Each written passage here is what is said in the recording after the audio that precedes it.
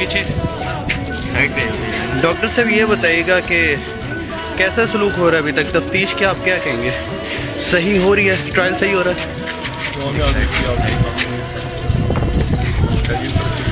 बड़े बड़े मुलजिम लाए जाते हैं, उनको हथकड़ियाँ नहीं लगाई जाती, आपको हथकड़ियों में लाया जा रहा है। कानून है, ठीक है, कानून कहता है इनको फॉलो कर रहे हैं, ताउन किया जा रहा है। मैंने कहा कानून के मुताबिक जो भी इनको ऑर्डर देंगे फॉलो करेंगे, ठीक है। तो आपने इस्लामाबाद हाई कोर्ट से रजू किया है बेल के लिए? अभी नहीं किया जी। आप समझते हैं कि कोई इस आपके केस के पीछे है या क्या वजह है, या आपके खिलाफ कुछ साजिश हुई है?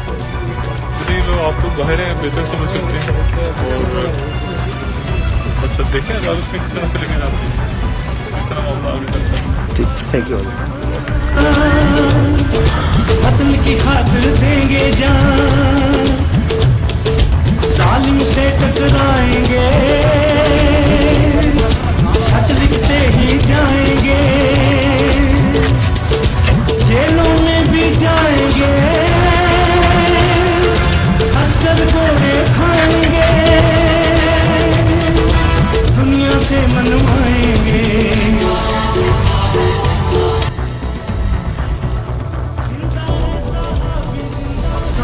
इस्लामाबाद हाई कोर्ट से दरखास्त जमात मंजूर हो गई है, तो क्या समझते हैं आपको सर? दुनिया भर में सर आपके सलाम कहिएगा। सर मेहरबानी करें सर, नहीं करें सर, नहीं करें सर, 2 लाइन सलाम और दुआ में याद रखिएगा।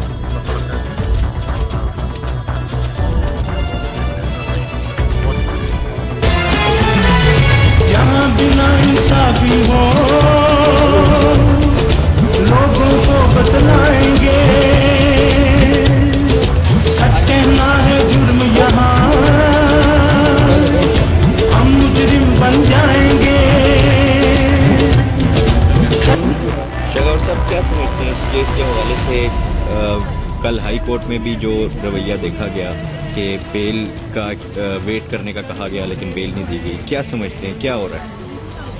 वैसे तो ज़मानत का जो इख्तियार है वो तो किसी भी अदालत के पास होता है, उनका स्वामी होता है, लेकिन हमने बड़ा कम देखा है कि जब किसी केस की समाअत कंप्लीट हो जाए ज़मानत की, उसके बाद ज़्यादा अच्छा उसको जज साहिबान जो है वो होल्ड पे नहीं रखते, बल्कि फ़ौरन फैसला जो है वो सुना देते हैं।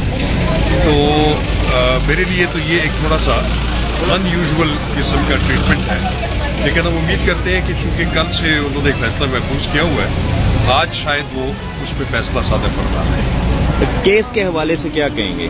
केस के हवाले से तो आज ये हुआ है कि इसमें जो 3 गिरफ्तार शुदा मुलजमान थे जो नामजद थे FIR में, उन्होंने आज वो तमाम लाइबिलिटी, वो 3 करोड़ 70 लाख रुपया जो था, वो उन्होंने जो आज आखिरी जो उसकी किस्तें अदा करनी थी वो भी अदा हो गई है। अब एक पैसा भी जो है वो मुबैना गबन शुदा रकम कोई भी नहीं है।